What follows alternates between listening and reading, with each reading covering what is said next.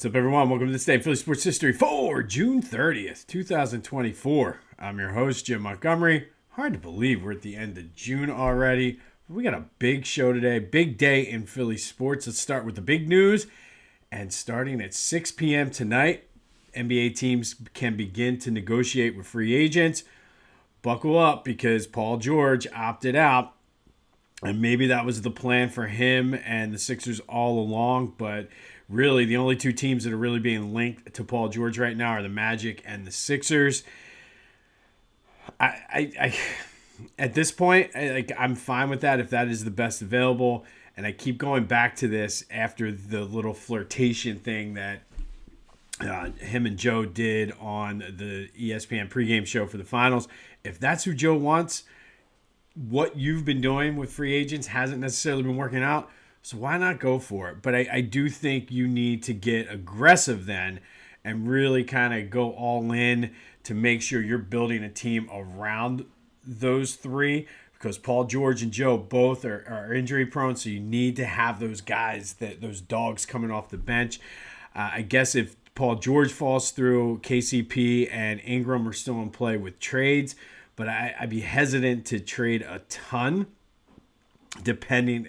I don't know. It'll be interesting to see how this all ends up playing out. Another intriguing name that I wouldn't mind seeing, which would be good for some of these young guys like McCain, is Seth Curry is a free agent now too. I wouldn't mind bringing him in on like a vet minimum or 1-year deal or something. He can still shoot. Like, that's not something necessarily that goes away, but he can provide some minutes and then maybe even kind of work with McCain and some of the young guys on just how to get their spacing and things like that in the NBA. So it all starts at 6 tonight. All of this can begin. I don't know, legal tampering or whatever. I'm sure they already have been talking. They know kind of what's going to happen, but we'll see how is this the day that Paul George comes to Philly? I don't know. And like I said, I mean, there's not really much else out there. So if the big guy wants him and Tyrese can play with him, I say, welcome to Philly, Paul George. But we'll all see tonight at 6. I'll have updates for you tomorrow. Phillies, the offense is in trouble. And it's starting to be a little concerning since it's only been 2 games, so I shouldn't even say it's a trend. But I feel as though they're trying too hard, and I don't know if they're all pushing and trying to force it or what. But I think the pitching has been well. Aaron Nola did not pitch bad yesterday at all. Only gave up 3 runs, but you have to score more than 2 when Stubbs is the main part of your offense. That's not good, but I do think they're trying too hard. Even Rob Thompson acknowledged that in his press conference. So we'll see. And also, too, with the Marlins, if you think about back in the glory days, the 07-011 team, I feel as though the Nationals were a horrible team back then, but they always gave the Phillies fits. There's always that one team each year that no matter what their record is, you can throw it out. They're going to play tough. And it seems like right now the Marlins are that team for the Phillies. But they look to bounce back this afternoon. Ranger Suarez is on the mound. We need a dominant performance from him. I fully expect that, and have a little bit of fun here on a Sunday. I like the Phillies on the run line. I have a feeling Sunday baseball, it's going to be hot down there. The offense is going to explode. So I like the Phillies on the run line today, and I will be betting that if you want to have some action on that. I'm not really sure. I think the total, I don't know what the total is, but I kind of like the over. And I know I'm basing this on absolutely nothing, just a gut feeling. But I have a feeling the Phillies offense is going to wake up today. It's going to be warm. It's going to be a Sunday. Crazy things happen on Sunday. So I look for the Phillies to win in a blowout today. And they need to. I mean, the Braves won yesterday, so the lead's down to 7 games. But I want to see that stay around 5. If they can maintain that 5 games going into the All-Star break without Schwarber and Harper, I will be happy with it. The offense just needs to figure it out because they just need to keep their heads above water. If they can go right around 500 without these guys, I'm perfectly fine with that. Hold on.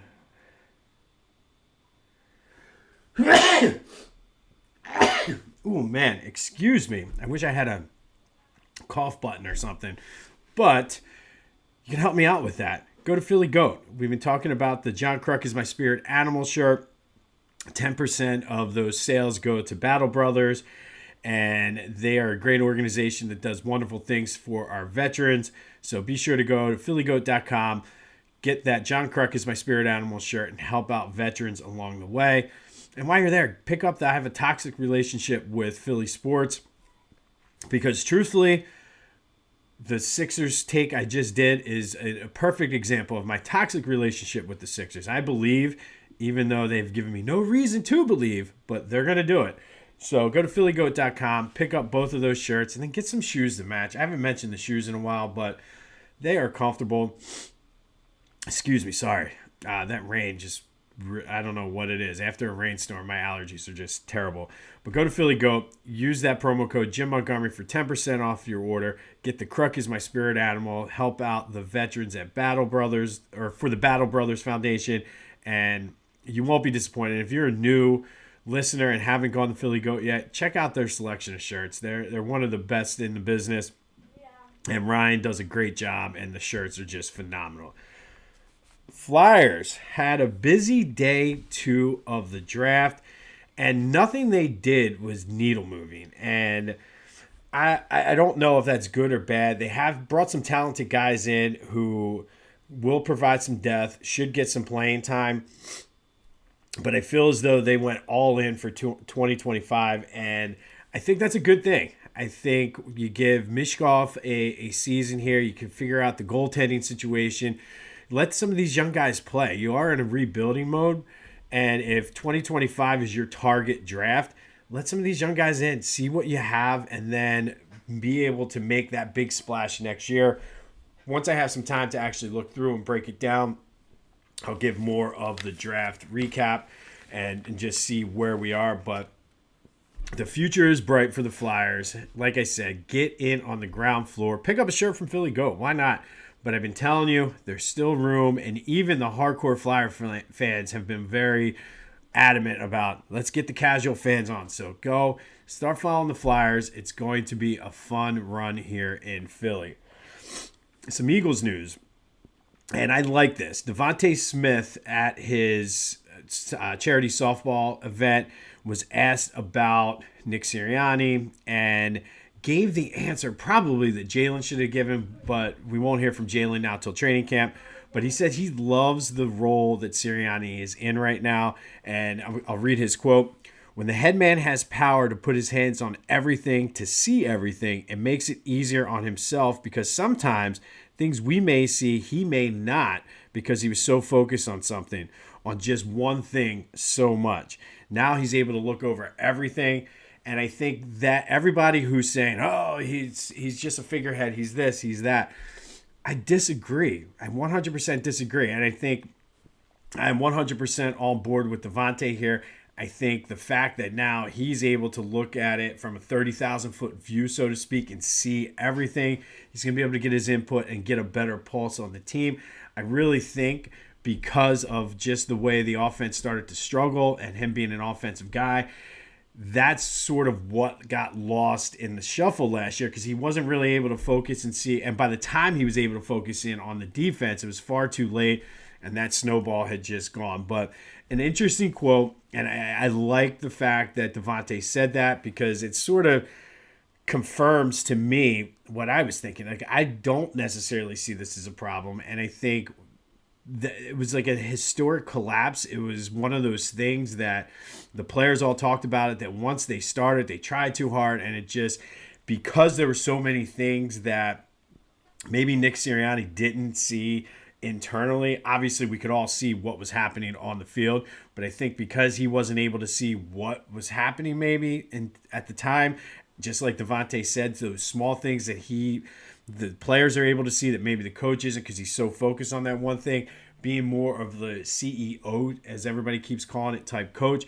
I don't think that's an issue. As long as he doesn't come in and try to micromanage certain things, I think you'll be fine. But let the coaches do their work, and then you're able to see now what's happening, and you're able to give your 2 cents and be more involved with the entire team, not just one aspect. So very telling quote, I think, from Devontae Smith, and just sort of, to me, that helps ease some of my concerns going into training camp. Next big thing is what is Jalen going to say? How is he going to respond to that? And I feel as though, based on all of the reports I'm seeing, he's going to come out, he's going to say the right thing, and we're going to be able to move on, put it behind us, and then focus on the season. The Union are just not a good team. They blew a lead at halftime to Montreal, who was a team below them in the standings, lost 4-2, and I don't know what's happening, what's going on with them, but not good for the Union, who dropped further down in the standings. They'll look to get back on the win track later this week. All right, sticking with some Flyers today.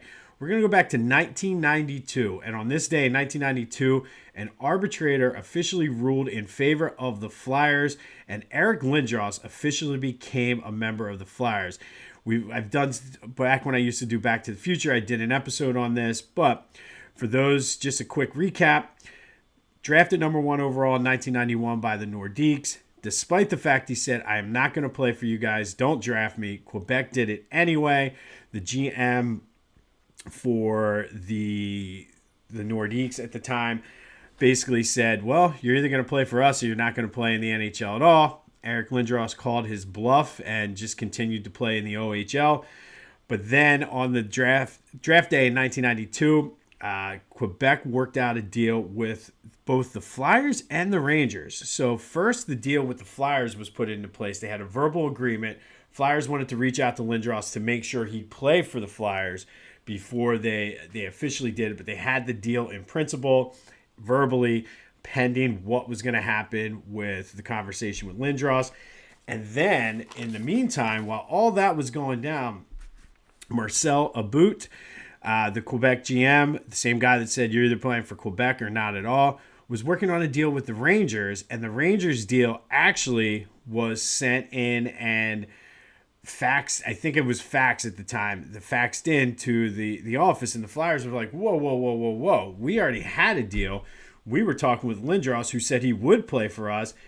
Our trade should be the one that counts. So it went to arbitration, took 11 days, but the arbitrator ruled that the deal with the Flyers was in fact valid, even though it was just a verbal, because it occurred 80 minutes before the deal to the Rangers.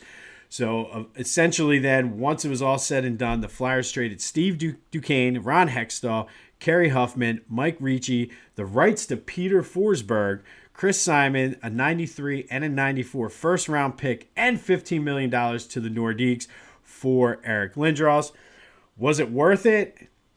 Depends on who you talk to, but Eric Lindros was a Hall of Famer, 6-time All-Star. His number 88 is retired in the rafters. He is a top 10 player, the Flyers all-time in goals, assists, plus minus, goals created, and power play goals. Did take them to the Stanley Cup final in 97. Had the issues with Bobby Clarke, and I remember all of this going down. I'm putting this 100% on Bobby Clarke. I think he essentially, and Carl and Bonnie Lindros, his parents, who were also his agents, certainly didn't help. But Bobby Clarke, like almost killed Eric Lindros. And if you remember when he had the collapse of the lung, I think it was Keith Jones found him passed out in his room or something. That really got the Flyers' attention because they were just like, yeah, whatever. So I put that on Bobby Clarke.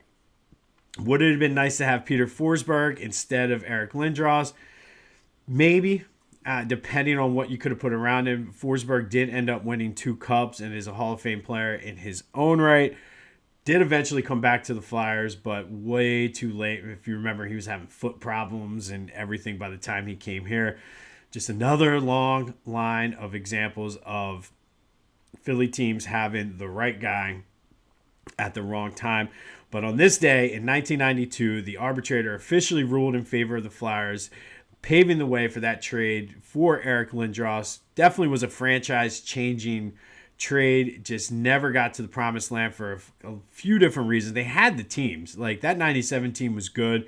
Even some of the later teams after that were good. They just could never get over the hump. And then you throw in the whole fight with Bobby Clarke and everything that was going down. And it just was a tumultuous time. But Eric Lindros was a Hall of Famer, one of the best to ever do it for the Flyers. And on this day in 1992, he officially became a Philadelphia Flyer when the arbitrator ruled in favor of the Flyers because their deal came in 80 minutes before the Rangers. All right, let's move on to the Ultimate Philly Sports Nickname Tournament. Recap of yesterday's matchup out of the Balboa region. No surprise here. Dave the Hammer Schultz beat Big Red, 69% of the vote, so he will move on. And we have a little bit of an upset in the Schuylkill region. The 12 seed J-Roll knocked off the Big Dipper with 71% of the votes. Will Chamberlain is one of the greatest to ever play the game. In your opinion, didn't have one of the greatest nicknames ever. I'm okay with this upset, though. I'm okay with J-Roll knocking off the Big Dipper. He will move on in the tournament.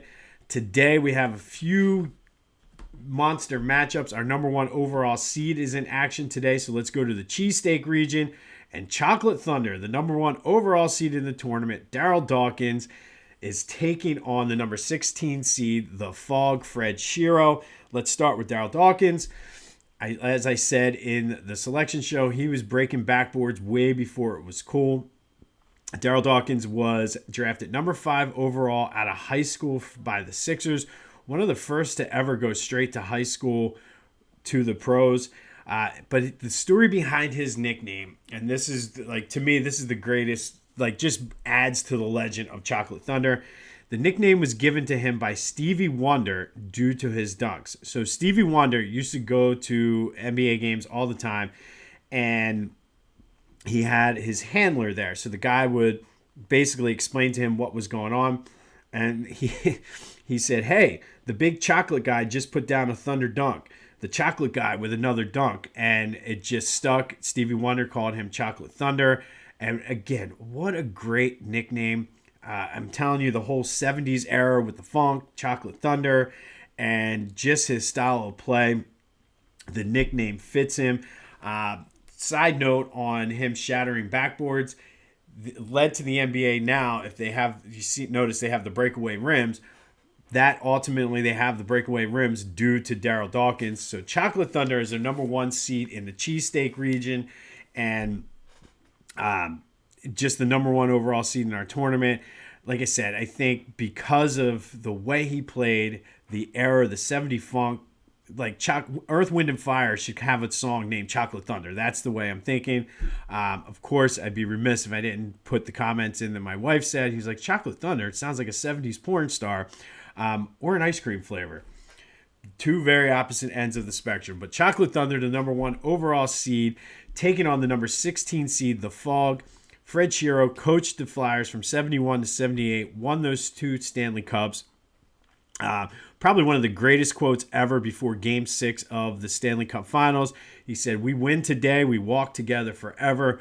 Probably one of the more famous quotes in Philly sports history. He is the Flyers' all-time leader in wins with 508. He's at most points as a coach, third in winning percentage. Did have a short NHL career. He played for the Rangers for 145 games, had 6 goals and 14 assists.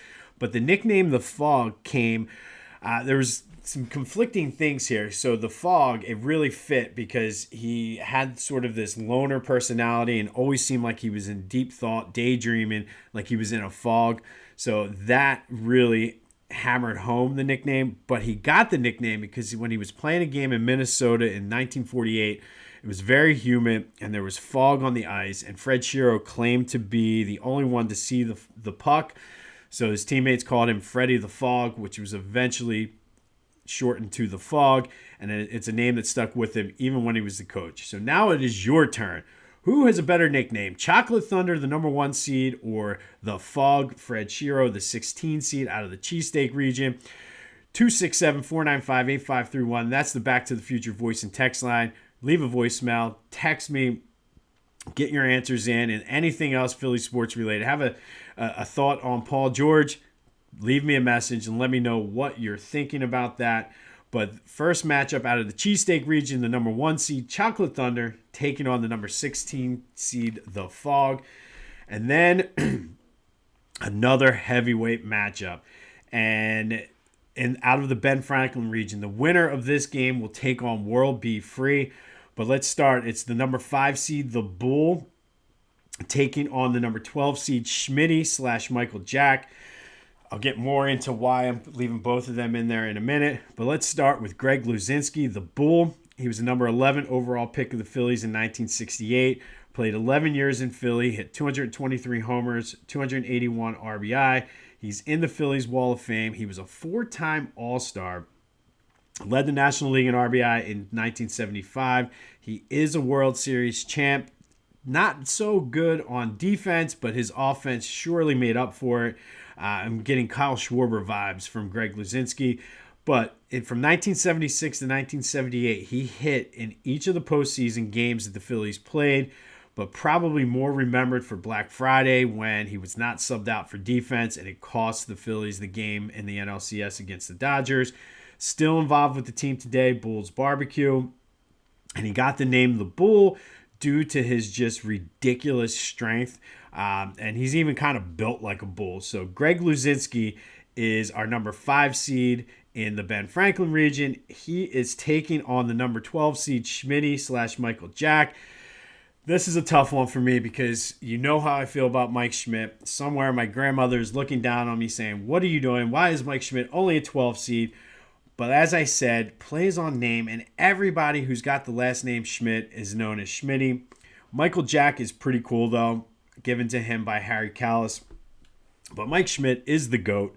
12-time All-Star, 3-time MVP, World Series champion, World Series MVP, my all-time favorite, 548 home runs, best third baseman ever to play the game. Yes, ever. And for you youngsters out there, if you don't believe me, look it up. The dude obviously could hit, but he was just insane in the field. 10-time Gold Glove winner, I should say.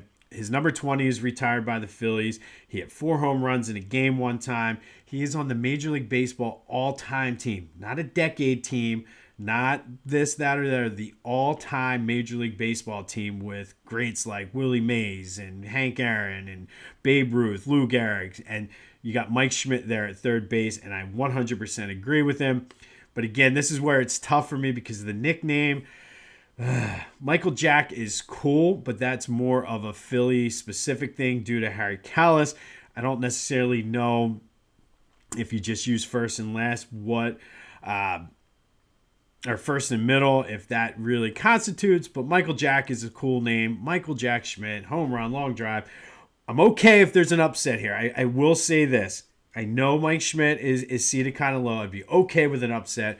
But again, now it's your turn. Is it the number 5 seed, the Bull, number 12 seed, Schmitty / Michael Jack out of the Ben Franklin region, and then the Cheesesteak region, our number 1 overall seed, Chocolate Thunder, takes on the Fog, Freddie Shiro, Freddie the Fog. Get your votes in. Who has the better Philly sports nickname? 267-495-8531. That's the Back to the Future voice and text line. You can also hit me up on any of my social media, Jimbo_Mont at Twitter and TikTok, at Philly Jimbo on Instagram, Facebook, LinkedIn. But whatever you do, subscribe to the YouTube channel, Jimbo_Mont. That is the big thing that's going to help the podcast out because YouTube, the more people interact with you on YouTube, the more you get played into playlists and things like that. So you can always vote and comment on YouTube as well. But it's Chocolate Thunder versus the Fog and the Bull versus Schmitty / Michael Jack. Your turn to tell me who has the greatest Philly sports nickname out of those two matchups. As I mentioned, Phillies in action today. Need a big game out of Ranger. I'm looking for the offense to explode. Is today the day that Paul George comes to Philly? We will find out in just a few short hours. On this day in 1992, Eric Lindros officially became a Flyer when an arbitrator ruled in favor of the Flyers that their trade with the Quebec Nordiques was in fact valid, more so than the Rangers trade because the Flyers trade came first. And then it was just an up and down career in Philly, but one of the greatest to ever do it, number 88. Let me know your thoughts, too, on the Nick Sirianni situation. That, to me, was the vote of confidence I would have liked to have seen, like I said, from Jalen. However, coming from Devontae makes me feel good because he's saying what I was thinking, sort of backs me up on that. Whether he believes it or not, doesn't matter. He said it, so I'm looking forward to that. But Good stuff there from Devontae, saying that he likes Nick's role and thinks he's going to be a better coach because of it. Be sure to go to Philly Goat, get the Cruck is My Spirit Animal, help out the Battle Brothers Foundation that does great things for our vets. Going to be a hot one today. I think the clouds and everything are going to clear up, but it's a good pool day. Good day to watch the Phils gear up for the NBA free agency starting tonight at 6. This has been, though, This Day in Philly Sports History for June 30th, 2024. I'm Jim Montgomery. Go have yourselves a Sunday, and until next time, I'll see you when I see you.